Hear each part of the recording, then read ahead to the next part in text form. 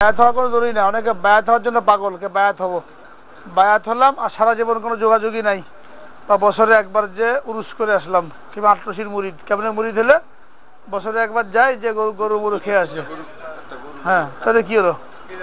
এই বায়াতের কোনো লাভ আছে? বায়াতের অর্থ হলো নিজেকে বিক্রি করে দেওয়া। বায়াত মানে কি? নিজেকে বিক্রি করে দেওয়া। আমি যার কাছে বায়াত হলাম তার কাছে আমাকে বিক্রি করে দিলাম, সমস্ত কাজ তার পরামর্শ মতন করবো। তার কাছ থেকে ফোন করে জেনে নেব, চিঠি লিখে জেনে নেব, দেখা করে জানবো আমি এই কাজটা করতে চাই, সমস্ত কাজে পরামর্শ তার সাথে। তিনি যেভাবে বলেন ওইভাবে চলতে, এর নাম হলো বায়াত। নাহলে আপনি আনুষ্ঠানিক রুমাল ধরলাম 100, 500, 1000 লোকে, হ্যাঁ, অমুক হাতে বায়াত হয়ে গেছি, তাহলে লাভ কি হলো? এই বায়াতের কোনো ফায়দা নেই।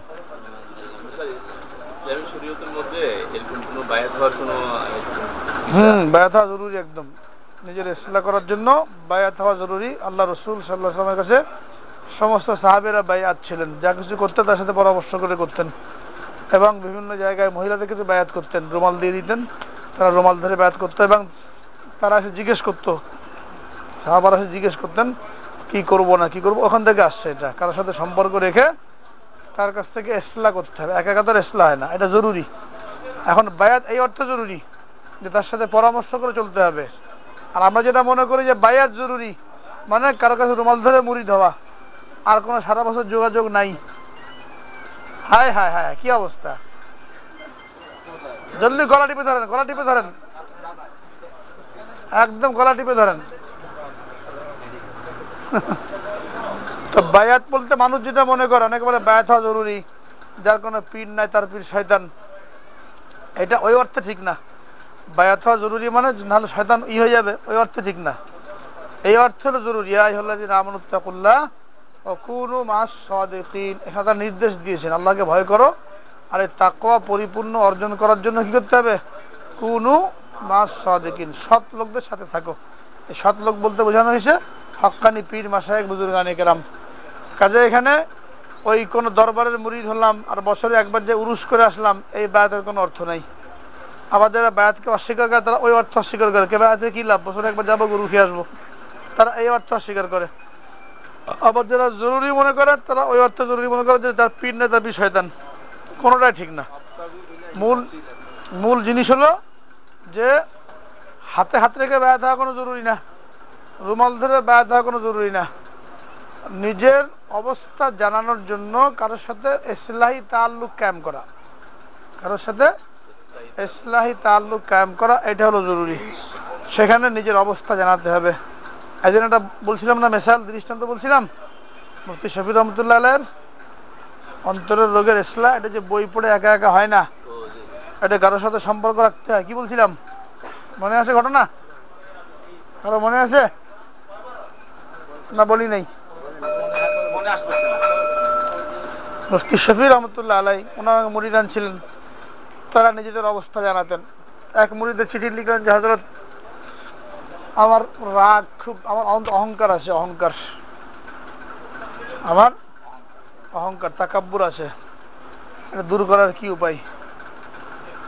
তাকে উনি কি নুসখা দিলেন? ওনাকে বললেন যে আপনি প্রত্যেক নামাজের পরে মসজিদে এলান করবেন যে মুসল্লি ভাইরা, আমার মধ্যে অহংকারের রোগ আছে, আপনারা দোয়া করেন আমার জন্য। এটা করতে থাকেন 40 দিন। আর একজন মুরিদের চিঠি লিখলেন, আমার মধ্যে অহংকার আছে, আমার জন্য কি চিকিৎসা? উনি বললেন তুমি প্রত্যেক দিন মুসল্লিদের জুতা সোজা করো, মসজিদে নামাজ পড়তে আসে জুতা সোজা করো।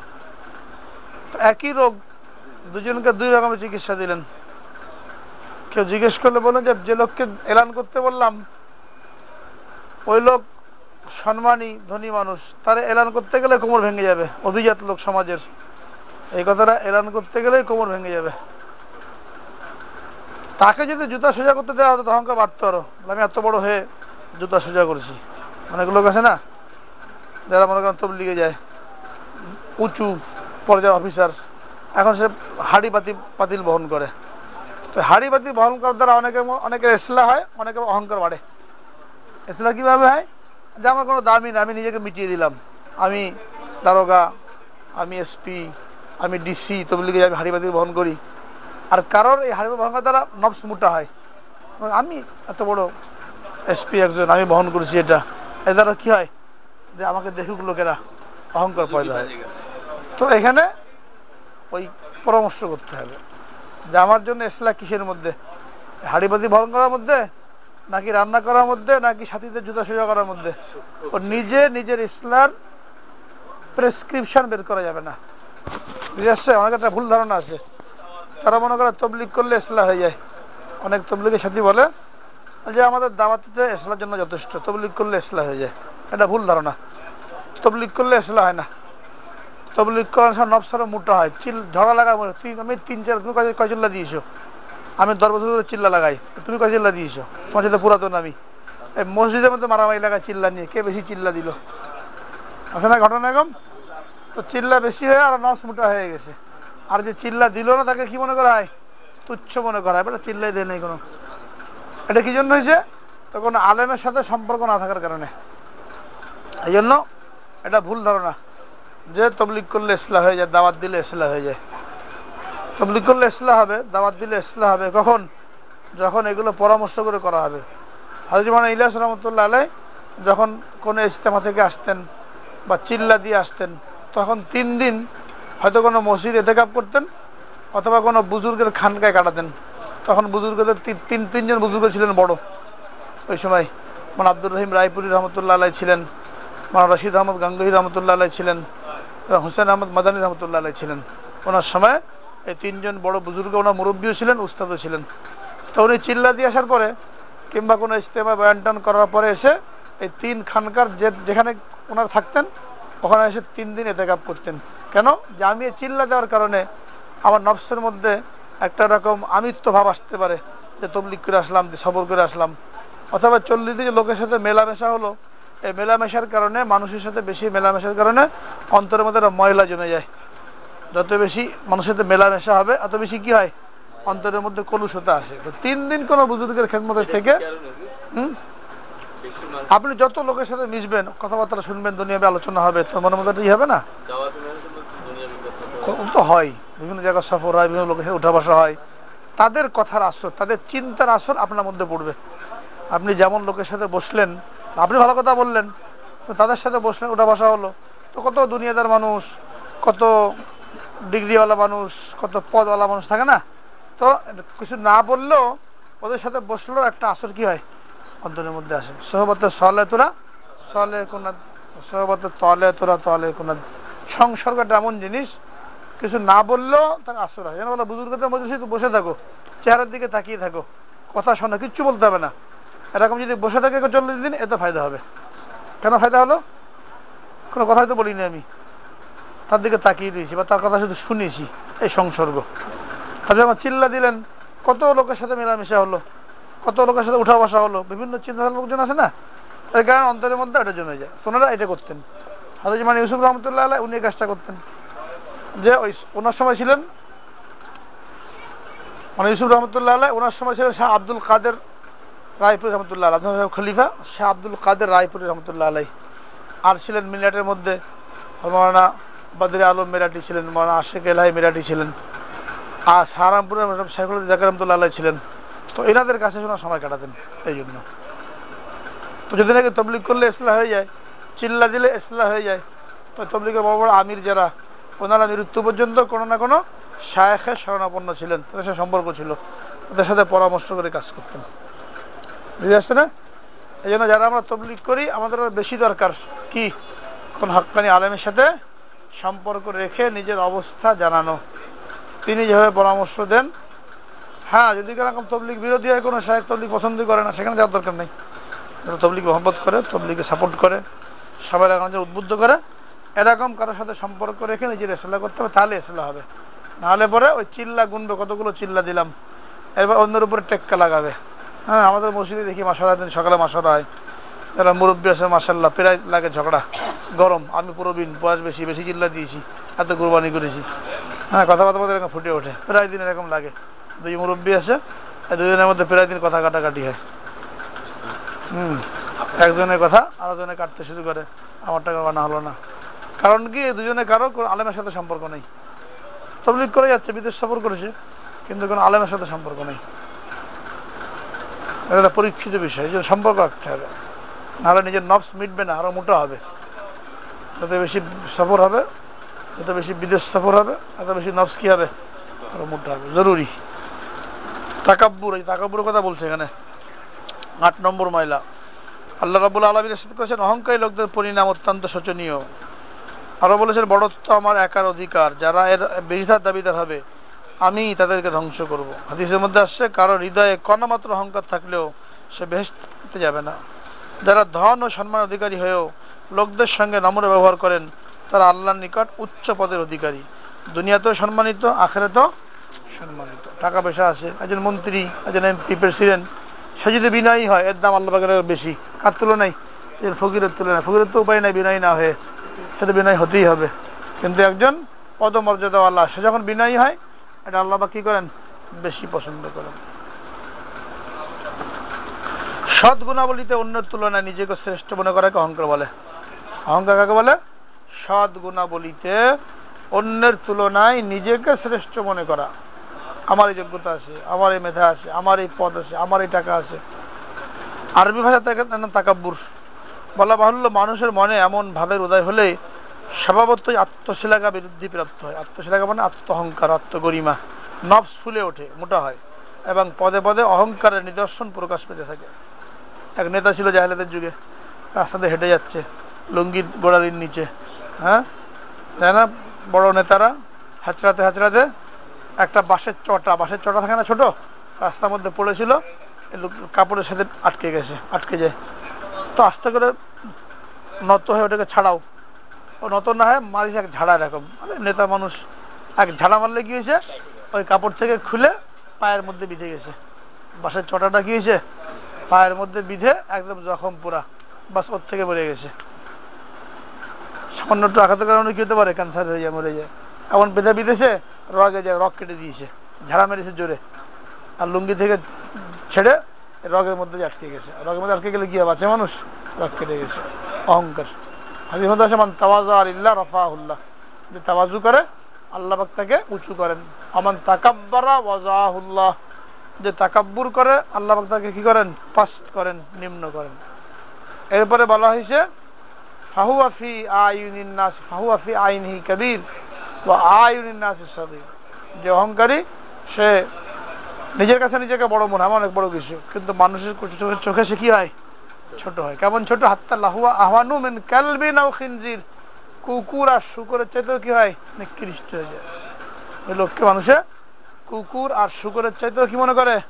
নিকৃষ্ট মনে করে। দেখা না যাতে নেতা ফেতা আছে পিছনে গালি দেয় মানুষে, বেটা কুত্তার বাচ্চা, গালাগালি দেয়, হ্যাঁ সামনে সার করলো, আরে চলে যায় একদম। যত রকমের খারাপ ভাষা আছে, হাসিনার কতদিন কত গালাগালি মানুষ দৈনিক, ঠিক আছে? কোনো কারেন্ট গেলে একবার গালাগালি করে, একটা কিছু হলে কি করে? গালাগালি করে। গালাগালি কোনো শেষ নেই। তো সামনে যত সার করুক, পিছনে তার গালাগালি কোনো শেষ নেই। কালবু না খিনজির, কুকুর বা শুকরের চেয়ে বেশি নিকৃষ্ট। হ্যাঁ, আর কি হয়? যেমন পথ চলার সময় সকলের আগে চলতে আগ্রহ হয়, সবার কেন্দ্রস্থলে বসতে প্রবাসী। এমপি আছে না, মন্ত্রী, এলাকায় দাওয়াত না করলে অনুষ্ঠানে দাওয়াত করে না, মঞ্চ ভেঙে দেয়, গুড়িয়ে দেয়, বা মঞ্চে বসতে দেওয়া হয় নাই, পুরো মঞ্চ গুড়িয়ে দেয়। আমাকে কেন বসতে দেওয়া না? আমি এমপি এলাকার, আমাকে মঞ্চে বসতে দেওয়া হলো না। হ্যাঁ, প্রায় ঘটনা আসে এরকম পত্রিকার মধ্যে, যে এমপিকে দাওয়াত না করার কারণে কি হয়েছে? সভা বন্ধ করে দিয়েছে। একজনের নাম প্রথম দিন দিচ্ছে, দ্বিতীয় দিন দিচ্ছে, মানে আগে এমপি ছিল তার নাম প্রথম দিন দিচ্ছে, এই জন্য দ্বিতীয় দিন যার নাম দিচ্ছে এরা এসে মাহবুব গেছিল, আমি দ্বিতীয় দিন নাম লিখে প্রথম দিন শুধু নাম ছাপা হয়েছে কাগজে, আর কিছু হয়নি। আর কি হয়? অন্যকে অবজ্ঞার চোখে দেখা, অন্যের সালাম না করলে কোথাও নিতে হয়। সালাম করলে তোমার সাহস, সালাম করলে না, পুলিশ দেখেন না, বড় কর্তা সালাম না করলে পরে চাকরি আউট করে দেয়, আমাকে সালাম করলো না বস। আরে সালাম যে আগে করে তার সব বেশি।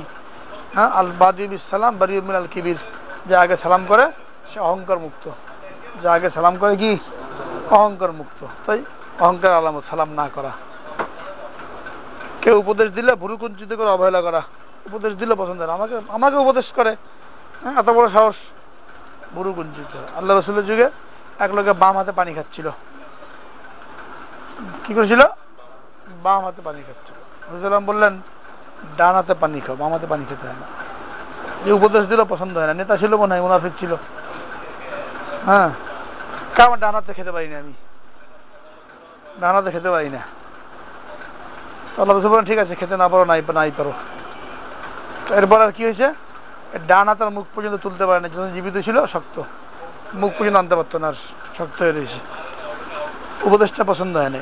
বহু লোক আছে, আপনি বলবেন উল্টা ঝাড়ি দেবে, নামাজ ঠিক মতো হচ্ছে, ভাই নামাজটা এরকম না, হাতে এরকম বাঁধতে হয়, আপনার রুগা ঠিক মতো হয় না, আর আপনার টাকা খটর মটো বেশি এসব জানো তুমি, আমার শেখাতে আসছো। অথচ আপনাকে যেই নসিহত করবে যদি সহি হয়, তো যেটা বাচ্চাও যদি বলে ওটাও কি করতে হবে, মানতে হবে না। আর এখানে বড় ভুল, কিন্তু সে মানতে রাজি না, আমার শেখাতে আসছো। তো এটা অহংকার আলামত। ভুরু কুঞ্চিত করা, অন্যের সালাম পাওয়ার আশায় থাকা, কাকেও সালাম না করা, সাধারণ লোকদেরকে ইতর জীবের মতন মনে করা। হ্যাঁ, রিক্সাওয়ালা, গাড়িওয়ালা, ভিখারি কিছু মনেই করে না, ধামাধাম লাগাতে থাকে। অনেক অপকার আছে এর মধ্যে। 1 নম্বর অপকার হলো, এটা আল্লাহ তাআলার বড় বিশিষ্ট গুণ। এই গুণ কেবল তার জন্যই শোভা পায়, মানুষ সব কাজে আল্লাহর মুখাপেক্ষী। অন্যের উপর মানুষের অধিকার থাকা তো দূরের কথা, নিজের উপরে তার অধিকার নাই। সুতরাং তার পক্ষে আল্লাহ তাআলার এই বিশিষ্ট গুণের দাবি করা কিভাবে শোভনীয় হতে পারে। 2 নম্বর অপকার, অনেক সময় অহংকারের দরুন সত্যের বিরুদ্ধে অভিযান করতে হয়। জানে যেটা সত্য, তারপরেও অহংকারের কাজ। যেমন কুরাইশরা, এরা জানতো ইনি শেষ নবী, সত্য নবী, তারপরে শুধু অহংকারের কারণে কি হয় নাই, যে আমাদের ভাতিজা, আমরা নেতা, আমরা তার দিন গ্রহণ করবো, গ্রহণ করতে পারেনি। আবু তালেব মৃত্যুর সময় কি বললেন, চাচা একবার কলমাটা পড়েন, আপনাদের আমি সুপারিশ করবো। উনি কি বললেন, যে কলমা তো পড়ে তোমার দিল ঠান্ডা করতাম, কিন্তু মহিলারা বলবে বংশের যে আবু তালেব মৃত্যু ভয়ে কি করেছে, মৃত্যুর সময় মরণের ভয়ে ভাতিজার ধর্মগত গ্রহণ করেছে। আরে মরে যখন গেলাম, কে কি বললো বললো কিছু আসে যায়? মরণের পরে লোকেরা এটা বলবে যে মৃত্যুর ভয়ে আবু তালেব ইসলাম গ্রহণ করেছে, এই জন্য ইসলাম গ্রহণ করতে পারলাম না। এটা হলো অহংকার, এটা ক্ষতি হয়ে যায়। এক বুজুর্গ ব্যক্তি নসিহত করে বলেছেন, আল্লাহ তাআলা নিজের সন্তুষ্টিকে নিজের ইবাদতগুলির মধ্যে প্রচ্ছন্ন রেখেছেন, অতএব কোনো ছোট ইবাদতকেও অবজ্ঞা করতে নাই। তদ্রূপ তিনি স্বীয় ক্রোধকে গুনাহগুলির মধ্যে লুকিয়ে রেখেছেন, সুতরাং কোনো গুনাহকে ছোট মনে করা যাবে না। সেরকম তিনি নিজের অলিকে নিজের বান্দাদের মধ্যে গুপ্ত রেখেছেন, যেহেতু কোনো মানুষকে সে যেরূপ গুনাহগার হোক না কেন অধম বলে ভাবতে নাই। হতে পারে হয়তো গুনাহ একটা করছে, কিন্তু তার দাম আল্লাহ পাকের নিকট কি, কোনো আমলের কারণে তার দাম বেশি। 3 নম্বর অপকার, অহংকার মানুষকে কোনো প্রকার সদ্গুণ অর্জন করতে দেয় না, এতে মানুষ নম্রতা হারা হয়ে থাকে। অহংকারীগণ হিংসা ও ক্রোধ দমন করতে অক্ষম হয়, তাদের দ্বারা কোনো মুসলমান ভাইয়ের প্রতি কোনো প্রকার সহানুভূতি প্রকাশ পাওয়া সম্ভব হয় না। অহংকারী ব্যক্তি নিজের আত্মগরিমার নেশায় মত্ত থাকার দরুন কারো উপদেশ গ্রহণ করতে চায় না। মোট কথা, অহংকারের মতো এই বিষ অন্তরে থাকতে কোনো প্রকার উন্নতির আশা করা যায় না। এই জন্য বলা হয়েছে, মান কানা ফি কলবি মিসকালা হাববাতিন মিন খারদালিন মিনাল কিবির, যে ব্যক্তির অন্তরে সরিষার দানা বরাবর অহংকার থাকবে, লা ইয়াদখুলুল জান্নাহ, সে কি হবে না, জান্নাতে প্রবেশ করতে পারবে না। কেমন চিকিৎসা করতে হবে? অহংকার দূর করতে হলে সর্বপ্রথম নিজের মূল অবস্থা চিন্তা করতে হবে, নিজের মূল চিন্তা করতে হবে। কি, 1 ফোঁটা পবিত্র পানি থেকে আমাকে সৃষ্টি করা হয়েছে, 1 ফোঁটা পানি ছিলাম, মরে গেলে কবরের মধ্যে পিঁপড়া পোকামাকড় আমার শরীর কেটে কেটে খাবে। হ্যাঁ, এক বুজুর্গ এক নওজোয়ানকে নসিহত করলেন। নওজোয়ান ছিল খুব তাগড়া রাজকুমার, বুজুর্গের নসিহত পছন্দ হলো না, বলে আমরা চেনো, নসিহত করতে আসছো আমারে? বুজুর্গ ধমক দেখি কয়, চেনো আমারে? কার সাথে কথা বলছো? আমাদের নেতারা বলে না, বা এমনি, আরে চিনিস আমারে? বা এখনকার যুগের নেতা আছে, নেতা পাতি নেতা, এ কিছু বললে চেনোস আমারে? তুমি কি করবে? হ্যাঁ, তুমি ফুক দিয়ে একটা পশম তুলতে পারবে? তোমার কি ক্ষমতা আছে? না, ফুক দাও, গায়ের জোর দিয়ে ফুক দাও, একটা পশম উঠবে? শরীরে একটা পশম তো উঠবে না, তা কি তোমার চিনে কি শক্তি তোমার? তা বুজুর্গকে বললো, আমার চেনেন? কালে নসিহত করেছেন? হ্যাঁ, তোমাকে আমি চিনি। তুমি প্রথমে 1 ফোঁটা নাপাক পানি ছিলে, যে নাপাক পানি দেখে তোমার মা বাপ তারাও নাক ছিটকাতো, ঘিরি নাই। এরপরে এখন তুমি দুনিয়াতে 2 কেজি পেশাব পায়খানা পেটের মধ্যে নিয়ে ঘুরে বেড়াচ্ছ, আর কালকে যখন মরে যাবে এই শরীর গলে পচে পোকামাকড়ের খাবার হবে। এই তো তোমার হাকিকত, তোমার চিনতে বাকি কি আছে? প্রথমে নাপাক পানি ছিল, আর এখন 2 কেজি পেশাব পায়খানা ঘুরে বেড়াচ্ছ। হ্যাঁ, যত অভিজাত মানুষ হোক, আসে না এগুলো? আর কালকে মরে গেলে পোকামাকড়ের খাবার। তো বুদ্ধিমান ছিল, সৎ লোক ছিল, বুঝছিল, বুঝতে পেরেছে, পায়ে পড়ে কান্না শুরু করেছে, মাফ করে দেন, বুঝতে পারিনি, নিজে ভুল বুঝতে পেরেছে, মাপ চেয়েছে। আমাদের এখন তো বললে মাপ চাইবে না, বলে বড় দার্শনিক হয়ে গেছে, দর্শনের কথা বলে। রাখো তোমার দর্শন, কারণ নসিহত করলে উল্টা দার্শনিক বলে অবজ্ঞা করবে, কিন্তু হাকিকত তো এটাই। এই যে মানুষের হাকিকত, তার অহংকারের কি আছে, এগুলো চিন্তা করতে হবে, এটা হলো চিকিৎসা। আল্লাহ তাআলা বলছেন না, মানুষ ধ্বংস হোক, কত বড় অকৃতজ্ঞ না তারা। এই আয়াতের অর্থের দিকে লক্ষ্য করলে এককালে মানুষ অস্তিত্বহীন ছিল, অথবা মাটি প্রস্তুত হলো, মাটি থেকে খাদ্যাদির মধ্যস্থতায় পিতৃবীর্যে পরিণত হলো, তৎপর মাতৃ উদারে মাংসপিণ্ডে পরিণত হলো, তাতে নাক কান ছিল না, দেখে না গর্ব একটা মাংসের টুকরা, প্রাণও ছিল না। আল্লাহ তাআলা সেই মাংসপিণ্ডে সব কিছু দান করেছেন। খোদার অনুগ্রহে তুমি দিব্যি মানুষ রূপে দুনিয়ার মুখ দেখছো, অধিকন্ত এখনো তুমি সবসময় খোদার অনুগ্রহের মোকাবেক্ষী। ক্ষুধা, তৃষ্ণা, রোগ, শোক, দুঃখ, দারিদ্র সব সময় তোমার সঙ্গে আসে, আর এগুলো আসলে মৃত্যুর আশঙ্কা লেগেই থাকে। কার দিকে মোকাবেক্ষী? আল্লাহর দিকে। তারপরেও মহিলাগুলো কেমন রাস্তায় ঘুরে বেড়ায়, হ্যাঁ, এগুলো চিন্তা করলে হাসপাতালে দেখতে নানিরই নিয়ে যাচ্ছে, দাদিরই নিয়ে যাচ্ছে, সেখানে ফ্যাশন কমে না, তাই না? অল্প বয়সের মহিলা বয়স্ক হাসপাতালে নিয়ে যায়, তো সে তো তার অবস্থা, নিজের ফ্যাশন ঠিক আছে, রাস্তাঘাটে বেরোলে এগুলো চিন্তা করা দরকার। হ্যাঁ, সুতরাং এগুলো সব চিন্তা করতে হবে। এখন অহংকার বিভিন্ন কারণে আসে। এটা হলো বিদ্যাজনিত অহংকার এবং তার চিকিৎসা। আলেম বিদ্বান হয়ে গেছি, যারা আলেম বিদ্বান হয় খুব কমই অহংকার মুক্ত হয়ে থাকে। এলেমের মর্যাদা সকলের জিনিসের প্রিয়, এটা আয়ত্তে আসলে স্বভাবতে মানুষের মাথায় দুইটি খেয়াল চাপে। একটা, আল্লাহ তাআলার নিকট আমার সমান মর্যাদা কারণ নাই, আয়ত কিছু জানি। দ্বিতীয় হলো আমাকে সম্মান করা সকলের কর্তব্য, যেহেতু আমি মুফতি, শাইখুল হাদিস, মুহাদ্দিস, সকলে কি করতে আমাকে সম্মান করতে হবে, এই দুইটা খেয়াল মাথার মধ্যে চাপে। তাই দেখা যায় কেউ তাজিম না করলে তার খুব আশ্চর্য বোধ হয়, আরে আমার চিনলো না শাইখুল হাদিস, আমি সালামও করলো না, পাশ দিয়ে আসতেও গেল না, আশ্চর্য হবে। প্রথম অহংকারকে পারত্রিক অহংকার এবং দ্বিতীয় অহংকারকে ঐহিক অহংকার বলা হয়, পরকালীন আর ইহকালীন। যে সমস্ত আলেমের মনে এরকম ভাবে উদয় হয় তারা প্রকৃতপক্ষে জাহেল। আমাকে সম্মান করলো না, আলেমই না। আলেম হলেই তো তার এলেম তাকে বিনয়ী করবে। যে গাছের মধ্যে ফল থাকে ওই ফলের ডাল কি হয়, নিচের দিকে নুয়ে পড়ে। যার মধ্যে এলেম যত বেশি বিনয়ী হবে, যে গাছে ফল থাকে না ডালগুলো আকাশের দিকে থাকে। যার এলেম নাই উদ্বিনীত থাকবে, উদ্বৃত্ত থাকবে, উদ্ধত্ত অবস্থা থাকবে। হ্যাঁ, তো এলেম না থাকার আলামত। যত দাবি করুক বড় আলেম, কিন্তু যা বিনয়ী হলো না, ফলহীন গাছের মতন। ফলহীন গাছের ডাল যেমন উঁচুর দিকে মাথা তুলে রাখে, এটা মাথার উপরের দিকে উঠে রয়েছে, আসলে জাহেল। কেন? এলেমের উদ্দেশ্য হলো এর দ্বারা নিজের নফসের মূল তত্ত্ব এবং আল্লাহ তাআলার মহিমা হৃদয়ঙ্গম করা। অতএব যে ব্যক্তি নিজেকে সম্মান লাভের উপযুক্ত মনে করছে, আল্লাহর মহত্ব হৃদয়ঙ্গম করা দূরের কথা, নিজেকে সে চিনতে পারে না। প্রকৃত এলেম দ্বারা কখনো মানুষের অন্তরে অহংকার উৎপন্ন হইতে পারে না, পরন্তু ইহা দ্বারা নম্রতা ও শিষ্টতা উৎপন্ন হয়ে থাকে।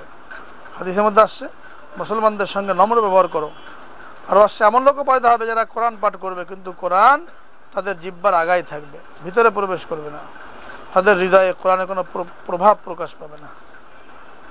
এই জন্য দেখা যায় আগের যুগে আলেমদের ইতিহাস চিন্তা করলে বুঝে আসতে কেমন আলেম ছিলেন, কেমন বিনয়ী ছিলেন।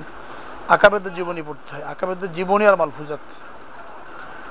আকাবেদের জীবনী আছে না, এই জীবনী পড়তে হয়, মালফুজাত পড়তে হয়। এর দ্বারা বোঝা যায় তারা কত বড় আলেম ছিলেন, কেমন বিনয়ী ছিলেন। হোসেন আহমদ মাদানী রহমতুল্লাহ আলাই বলবো আলেম ছিলেন না, শুধু আলেম না, বুজুর্গ। ব্রিটিশ বিরোধী আন্দোলনে ইংরেজদেরকে বিতাড়িত করেছেন। হ্যাঁ, জামিয়াতুল উলামা হিন্দের সভাপতি ছিলেন, পুরা ভারতের চিন্তা এক নামে সবাই। রমজান মাসে এতেকাফ করতেন মসজিদে, ওনার বাড়িতে মেহমানখানা, ওখানে মেহমান রাষ্ট্র। তো দেওবন্দে তখন বাথরুম ছিল, পাকা বাথরুম, কিন্তু যাওয়ার জন্য ড্রেন ছিল না, ওখানে জমে থাকতো। ওটা সকালে মেথর এসে পরিষ্কার করে ঝুড়ির মধ্যে তুলে বাইরে ফেলে দিয়ে আসতো, ছাইটাই দিয়ে। এই বাথরুম ছিল, এখন ওই যে এই বাথরুম হয়েছে স্যানিটারি, আগে ছিল ওই বাথরুম, পাকা বাথরুম, প্লেনের মধ্যে যেরকম থাকে ফেলে দিয়ে আসতে হয় পরে, তো বাসের মধ্যে থাকে না বাসের মধ্যে, ওইরকম বাথরুম ছিল। তো রমজান মাসে মেহমান আসতো 100-200, তো বাথরুম ভরে যেত। এখন সকালে কোন সময় মেথর আসবে, তো উনি প্রত্যেক দিন রাত 2-এর সময় উঠে ওই সকলের ময়লা পরিষ্কার করে ঝুড়ির মধ্যে নিয়ে মাথায় তুলে দূরে যেয়ে ফেলে দিয়ে আসতেন। সকালে মেথর আসে, ময়লা পায় না, কারণ কে এই কাজ করে কেউ জানে না। উনি পীর, ওনার কাছে মুরিদরা আসছে ফেসলার জন্য। সারা ভারতের বড় নেতা শাইখুল হাদিস, দারুল দেওবন্দের সদরুল মুদাররিসিন শাইখুল হাদিস, উনি নিজের হাতে পায়খানা পরিষ্কার করেছেন প্রত্যেক রোজার মাসে প্রত্যেক মেহমানদের। রাত 2টার সময় উঠে সব ঘুমিয়ে থাকে, পরিষ্কার করে দিয়ে আসেন। তো এক লোক মুরিদদের মধ্যেই সন্দেহ হলো কে করে এটা, দেখতে হবে। তো একদিন উনি কোনো কারণবশত জেগে রয়েছেন, তো দেখলাম 2টার সময় উনি সবাই যখন ঘুমিয়ে পড়েছে, উনিও ঘুমিয়ে ভান করে শুয়েছিলেন। মাথা উঠলেন, উঠে বাইরে এসে এটা মাথায় করে পরিষ্কার নিয়ে রওনা হয়েছে। উনি হয়তো পা ধরেছে, হয়তো আমার দেন খেদমত, আপনি দয়া করে মূর্তি হিসেবে। উনি বললেন তুমি কেমন, তুমি দেখে ফেললে কেমনে? তার কাছ থেকে ওয়াদা নিলেন যে এই কথা আমার মৃত্যু পর্যন্ত ফাঁস করতে পারবে না, আমি যে কাজ করছি মৃত্যু পর্যন্ত কারো কাছে বলতে পারবে না। তো কারো কাছে বললেন না, মৃত্যুর পরে উনি এটা ফাঁস করেছেন যে উনি এই কাজটা করতেন। তারা এত বড় বানিয়েছেন। সিলেটে এতেকাপ করতেন পুরা মাস, তার দ্বারা পুরা সিলেটে গেলে পুরা ইসলাম পাওয়া যায়। মাদার রহমতুল্লাহ বরকত প্রত্যেক রমজানে আসতেন, এখানে ই করতেন। কিন্তু শফি রহমতুল্লাহ আসতেন, আসামের মধ্যে পুরা ইসলামের আলো ওনার কারণে সফর করতেন। ওরা জীবনী পড়েন, বৈচিত্র্যের মাঝে ঐক্যের সুর, জীবনী পাওয়া যায়। বৈচিত্র্যের মাঝে ঐক্যের সুর। এক কথা চেরাগে মোহাম্মদী, মোটা জীবনী মাদার রহমতুল্লাহ আলাইহির। এটা পড়লে দেখবেন আজীব অবস্থা, কল্পনা করা যায় না কেমন হতে পারে মানুষ। আরেকটা হচ্ছে জীবনী পাওয়া যায় ছোট আকারে, ওই দুটো হলো মূল, অনেক কিছু ভিতরে আছে। বৈচিত্র্য ঐক্য সুর, একটা হলো চেরাগে মোহাম্মদী। এটা মালফুজাত, ওনার নিজের লেখা জীবনী আছে, নকশে দাওয়াম, আত্মজীবনী লেখা। জাকির রহমতুল্লাহ জীবনী পড়েন, আবৃত্তি পড়েন, বা এমনিতে জীবনী পাওয়া যায়, জীবনী পড়েন, ওটা পড়ে দেখেন। ইলিয়াস রহমতুল্লাহ জীবনী পড়েন, রশিদ আহমদ গাঙ্গী রহমতুল্লাহ জীবনী পড়েন। যত আকাবেদের জীবনী আছে, মালফুজাত আছে, এইগুলো পড়লে দেখা যায় ওনারা কি ছিলেন। মৌলানা খলিল আহমদ সাহারানপুরি রহমতুল্লাহ আলাই, খলিল আহমদ সাহারানপুরি রহমতুল্লাহ আলাই, নাম শুনেছেন সবাই? উনি ছিলেন জাকির রহমতুল্লাহ আলাইয়ের পীর। রশিদ আহমদ গাঙ্গুহি সমসাময়িক। খলিল আহমদ সবচেয়ে বড় মুহাদ্দিস, মক্কা শরীফে ইন্তেকাল হয়েছে। সাহারানপুরে পড়াতেন, ওনাকে একটা ঘর দেওয়া হয়েছিল, দুই কামরা, সেটা টিনের ঘর, ওখানে থাকতেন সারা জীবন। আলাদা কোনো বাড়িঘর তৈরি করেন নাই, ওই টিন ফুট হয়ে পানি পড়তো, উনি আবার পরিষ্কার করতেন। প্রত্যেক বছর বদলাতে তো টিন, খড়। লোকে ভালো একেবারে ভালো টিন লাগিয়ে নিলে হয়, এটা মেরামত না করে মাটির ঘর ছিল আর কি, ভেঙে ভেঙে পড়তো, একেবারে ভালো করে নিলেই হয়। হ্যাঁ, উনি তো রাজি হন নাই। 2 ঘর ছিল পাশাপাশি, উনি যে ঘরে বসে পড়তেন, ওটা রান্নাঘর, সব ধোয়াটা এখান থেকে আসতো, ওখানে বসে পড়তেন। এত বড় আলেম। ছেলেমেয়ে ছিল না, শুধু বিবি ছিল, দুজনেই থাকতেন। সাদা সিধা জীবন একেবারে। কিতাব লিখে গেছেন আবু দাউদ শরীফের সরাহ বজরুল মাজহুদ 22 খণ্ডে, যেটা এখন মদিনা বিশ্ববিদ্যালয়ে পড়ানো হয়। এত বড় আলেম। তিনাদের জীবনী পড়লে আমরা কোথায় বাস করি, হ্যাঁ, এইগুলো দেখা যাবে। নাম বলছেন, ওরা তো সবাই সমসাময়িক সময়ের মধ্যে, মোটামুটি 100 বছরের ভিতরে আর কি। 100 থেকে একসাথে ছিলেন তা না, কেউ ছোট কেউ বড়, 100 বছরের ভিতরে সমস্ত আকাবের। সবার জীবনী একসাথে পাওয়া যায়। আমরা যাদের উত্তরসূরি এই নামে একসাথে, হ্যাঁ, 150 টাকা মনে হয়। আমরা যাদের উত্তরসূরি, আল কাউসার, বাংলা বাজারে পাওয়া যায়। আমরা যাদের উত্তরসূরি, এর মধ্যে যত আকাবেদের নাম বললাম দেওবন্দের 30 জনের জীবনী পড়া সংকুচে দেওয়া, এটা পড়লে যথেষ্ট মোটামুটি জানার জন্য। আমার যে বই লেখা আছে শেখুল হাদিস জাকির রহমতুল্লাহ জীবনী, এর মধ্যে আবার আকাবেদের জীবনী আছে বিস্তারিত, ওটা এখানে পাওয়া যায়। এটাও নিলে 10 জনের জীবনী পাওয়া যাবে। ইলিয়াস রহমতুল্লাহ আলাই, ইউসুফ রহমতুল্লাহ আলাই, জাকির রহমতুল্লাহ আলাই, খলিল আহমদ সাহারানপুরি রহমতুল্লাহ আলাই, তারপরে আরো সমসাময়িক যারা ছিল থানভী রহমতুল্লাহ আলাই, এরকম 10 জনের জীবনী আছে। এটা নিলেও আপনারা মোটামুটি 10 জন আকাবের সম্পর্কে, যারা আমাদের সকলের এই তবলিগ মাদ্রাসা দাওয়াত এর সাথে সম্পৃক্ত। দাম বেশি, 90 টাকা দাম এটার। জাকির রহমতুল্লাহ জীবনী, জীবন ও কর্ম, শেখুল রহমতুল্লাহ জীবন ও কর্ম, এটার মধ্যে আছে মোটামুটি। এটা সংগ্রহ করলে 10 জনের জীবনী এখানে পেয়ে যাবেন। আরো আজীবী ঘটনার মধ্যে আছে বুজুর্গদের কি অবস্থা ছিল। ধর্মপরায়ণজনিত অহংকার এবং তার চিকিৎসা। বুজুর্গ হয়ে অনেক সময় কি হয়, হ্যাঁ, যেমন কোন সময় যদি এ ধরনের কোনো ফকির কোনো বিষয়ে কারো মুরিদদের নিকট মাথা নিয়ে বলে বলে মিয়ারা তোমরা দেখবে তার শেষ দশায় কি হয়। আসলে এক বুজুর্গ তার সাথে বেয়াদবি করলো। হ্যাঁ, তো মুরিদদেরকে কি বলে, আমার সাথে বেয়াদবি করলো, দেখো অবস্থা কি হয়, পরিণাম কি হয়। আমাকে তো তকলিফ দিয়েছে, কিন্তু সাজা এমন পাবে যা সারা জীবন মনে থাকবে। কোনো সত্যিকারের পীর সাহেব এরকম কথা বলতে পারে না, মাফ করে দেবে, হ্যাঁ না? তার সাথে বেয়াদবি করলো, এরকম মন্তব্য করলো, অতঃপর যদি ঘটনাক্রমে সেই ব্যক্তি কোনো বিপদে পড়ে কিংবা মৃত্যু মুখে পতিত হয়, তাহলে আর দেখে কে ফকির সাহেবের কেরামতি ফলাতে বলতে থাকে মিয়ারা দেখলে তো আল্লাহর নেক বান্দাকে কষ্ট দিলে কেমন সাজা পেতে হয়। এইরকম আহমক ফকিরকে জিজ্ঞেস করি কাফেররা পয়গম্বর ইসলামকে কত কষ্ট দিত, কিন্তু কোনো পয়গম্বর তো তার প্রতিশোধ নেওয়া দূরের কথা কখনো বদদোয়া করেন নাই, ঠিক না? তাহলে আপনি কেমন বুজুর্গ হয়ে গেলেন? এবারে তো কাফেরও না, এত কি যার সম্পর্কে বদদোয়া করা হচ্ছে কি কাফের? তো মুসলমান, তার জন্য বদদোয়া করে বসে রয়েছেন। নবীরা তো কাফেরের জন্য বদদোয়া করেন নাই। আল্লাহুম্মা ইহদিনি ইহদি কওমি ফাইন্নাহুম লা ইয়ালামুন। আদর্শের দাম শহীদ হয়ে গেছে, রক্ত ঝরে পড়ছে, কি বলছেন আল্লাহ আমার কওমকে মাফ করো, তাও জানে না আমি যে নবী, আমার মর্যাদা বোঝে না। হ্যাঁ, একে কিন্তু মাফ করো, বদদোয়া করেন নাই। তায়েফের যুদ্ধের সময় 1 মাস তায়েফের দুর্গ অবরোধ করে রয়েছে, কাফেররা তীর নিক্ষেপ করতে করতে বহু মুসলমান নিহত শহীদ হয়েছে। মুসলমান আসলে দোয়া করেন কাফেরদের বিরুদ্ধে, আল্লাহ পাক আমাদেরকে বিজয় দিয়ে দিক। বুঝলাম কি বললেন, আমাকে আল্লাহ তাআলা বদদোয়া করার জন্য পাঠান নাই, আল্লাহ তাআলা আমাকে বদদোয়া করার জন্য পাঠান নাই। পরে দোয়া করেছেন, হে আল্লাহ তুমি বনু সাকিফকে হেদায়েত করো, তায়েফেরকে হেদায়েত করো, দোয়া করেছেন। তো পরে তায়েফের সব লোক মুসলমান হয়ে গেছে। আমরা হলে কি করতাম, বাহাদুরি ফেরা যেতাম, হ্যাঁ বদদোয়া করে যেতাম ব্যাস। আবার যখন প্রথমবার তায়েফ হয়ে গেছেন, লোকেরা পাথর মেরে মেরে আহত করে ফেললো। 2 পাহাড়ে ফেরেশতা চলে আসছে না, যে 2 পাহাড় তায়েফের 2 দিকে, বলেন তো চাপ দিয়ে দেখে পিছিয়ে ফেলবে। রাসূল কি বলছেন, না আমি বদদোয়া করতে চাই না, আমার সাল্লাল্লাহু ইল্লা রাহমাতাল লিল আলামিন, আমাকে তো জগতের জন্য রহমত করে পাঠানো হয়েছে। এগুলো আসলে সুন্নত, মূল সুন্নত এইগুলো। আমরা তো আশিবাস যেগুলো মিষ্টি খাওয়া সুন্নত নিয়ে, হ্যাঁ এসব সুন্নত হার কাছেও নেই, আরামের সুন্নত। এই জন্য এগুলো আমার আসা দরকার। এর মোকাবেলায় কি আসতে হবে, বিনয়ের নমুনা, বিনয় আসতে হবে। এগুলো সব পড়ে ফেলবেন। বংশজনিত গৌরব হয়, অহংকার, সৈয়দ বংশ, খান বংশ, চৌধুরী বংশ, অনেকবার আলহাজ নারীকে এবার নারাজ হয়ে যায়। আর এক অহংকার হলো ধনরূপ লাবণ্যজনিত, চেহারা সুন্দর। অনেক মহিলা আছে না, অতি সুন্দরী না পায় ঘর, না অতি বড় ঘরণী না পায় ঘর, অতি বড় সুন্দরী না পায় বর। হ্যাঁ, এর অহংকারের কারণে অনেক বাপ আসে, মেয়েকে বিয়ে দেবো না, এই ডিগ্রি হওয়া লাগবে, সেই ডিগ্রি হওয়া লাগবে, এখনটাই মেলে না, কত প্রস্তাব আসে মেলে না, পরে 28 বছরের বুড়ি হয়ে গেছে, 30 বছরের বুড়ি, আর বিয়ে শাদী হয় না, পরে পড়ে থাকে, বা হলেও তখন ওই মেলে না। হাদিসের মধ্যে কি বলা আছে, দিনদারি দেখো, বিয়ে করে দিনদারি দেখো, কোনো ডিগ্রিও দেখো না, কোনো চেহারাও দেখো না। ফাজফার বিজাতিদ দ্বীন, দিনদারি থেকে কামিয়াব হয়ে যাও। বংশ দেখবে, বংশ দিয়ে কি হবে, কত বংশ চুন কালি মালি দিয়ে চলে যাচ্ছে। হ্যাঁ, রূপ দেখবে, 2টো ছেলে পেলে হয়ে গেলে চামড়া, গালের চামড়া ঝুলে যাবে, শরীরের চামড়া ঝুলে যাবে, চোখের পর কমে যাবে। রূপ দেখে বিয়ে দিল, রূপ থাকবে? আর মাল, আল মালু গাদিনা রাহিম, দিয়ে ধন বুঝে মন কেড়ে নিতে কতক্ষণ, সকালে আসে বিকেলে নেই। তো মাল দেখেও বিয়ে দিও না, রূপ দেখেও বিয়ে দিও না, আর বংশ দেখেও বিয়ে দিও না, কোনটাই বাকি থাকবে না।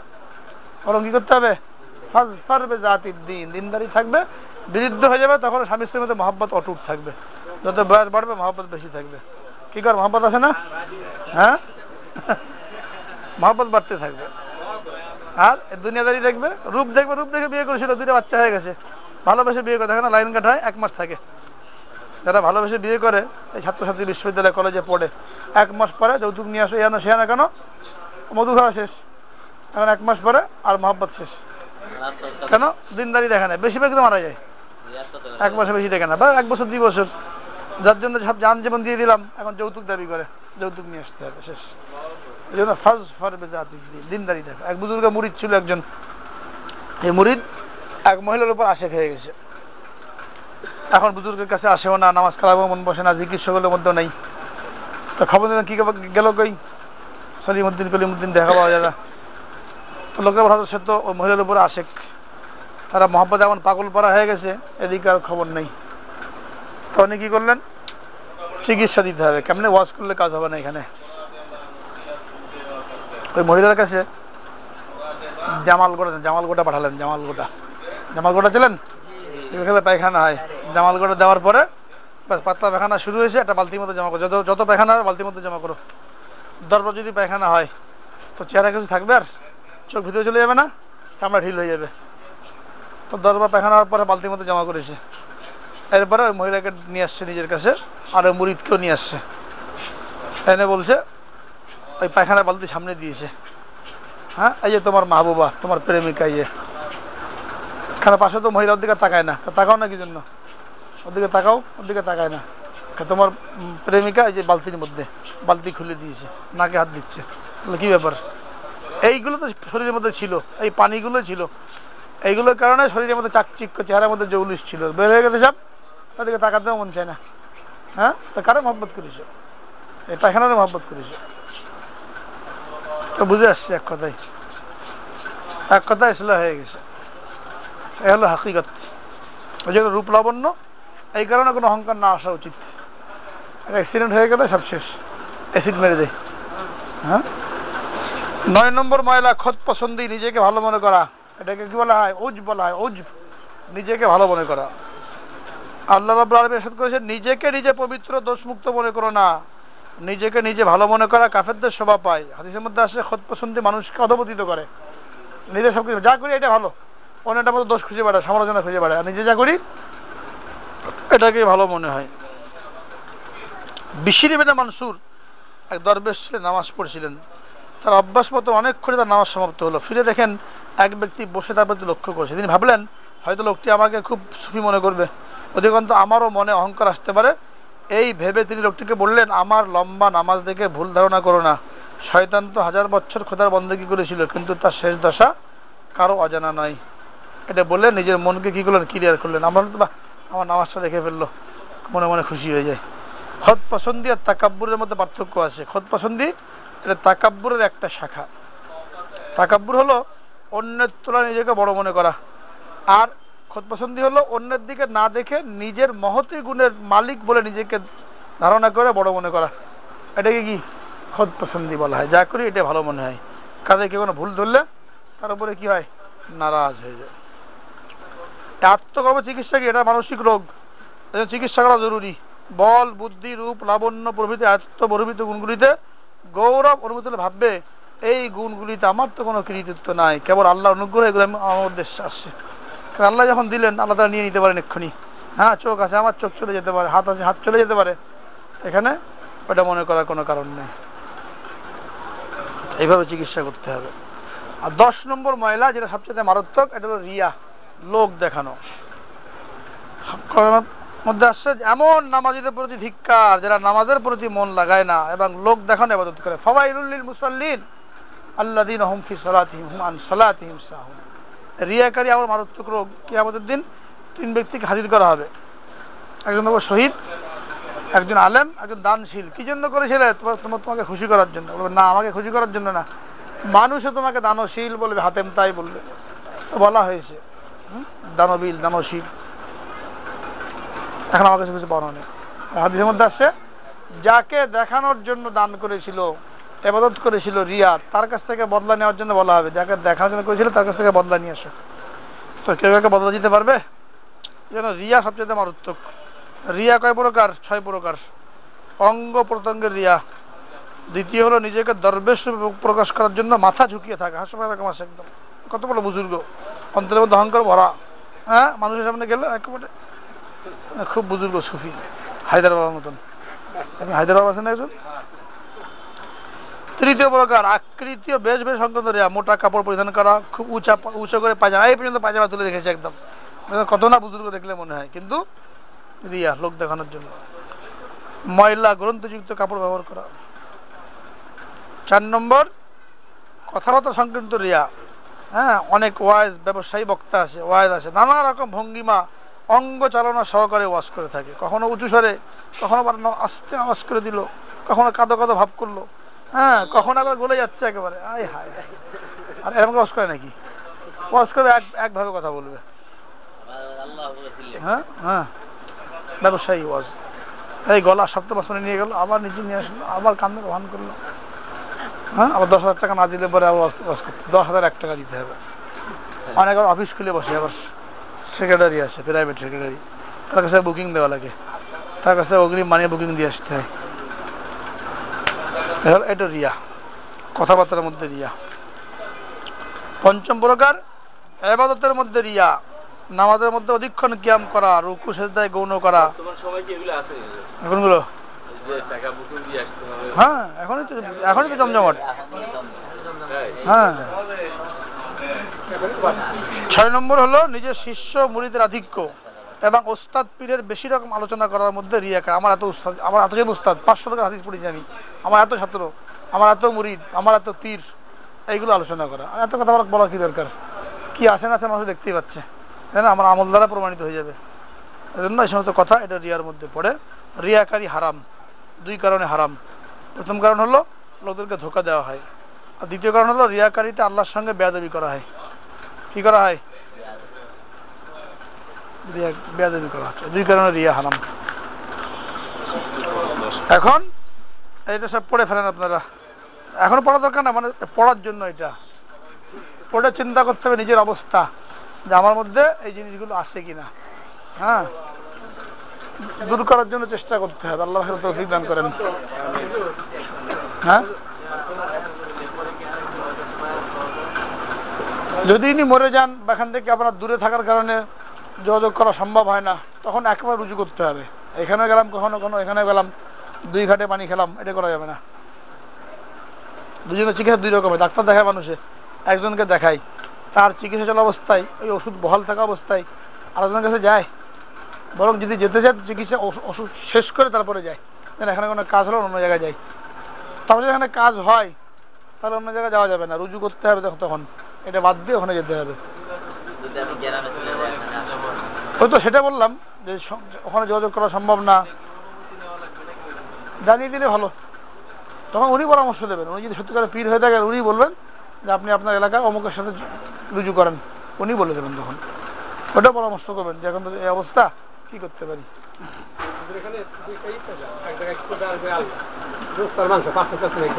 হ্যাঁ,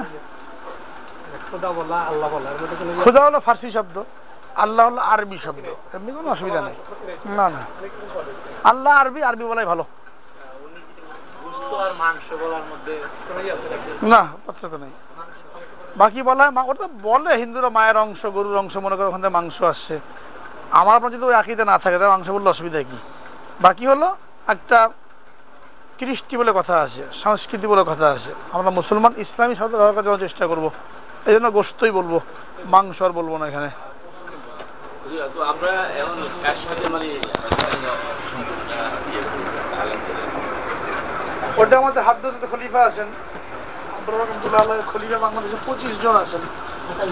হ্যাঁ, হ্যাঁ, এনাদের যে কারোর সাথে সম্পর্ক একেবারে ভালো মনে হয়। আমার যখন থেকে বাংলা যতবাড়ি মোতায়েন শেখ, মুফতি আব্দুর রহমান সাহেব, এখানে আমাদের মুফতি সাহেবের খলিফা আছেন, মোতায়েন শেখ, হিজুর রহমান সাহেব।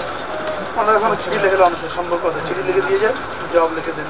এনারা আছেন, মুফতি সোহেল সাহেব আছেন। অফিস মানে এত সত্ত্বেও এছাড়াও অফিসও শুধু আছে। হ্যাঁ, আমাদের মুফতি ইব্রাহিম হাসান সাহেব, উনি কি কোনো টেলিফোন? হ্যাঁ, উনি খলিফা হাকিম আখতার সাহেব, পাকিস্তানের হাকিম আখতার সাহেবের খলিফা, যার আমল জায়গা উত্তরাই সাথে সম্পর্ক রাখতে পারেন। ধানগড়ে আছেন,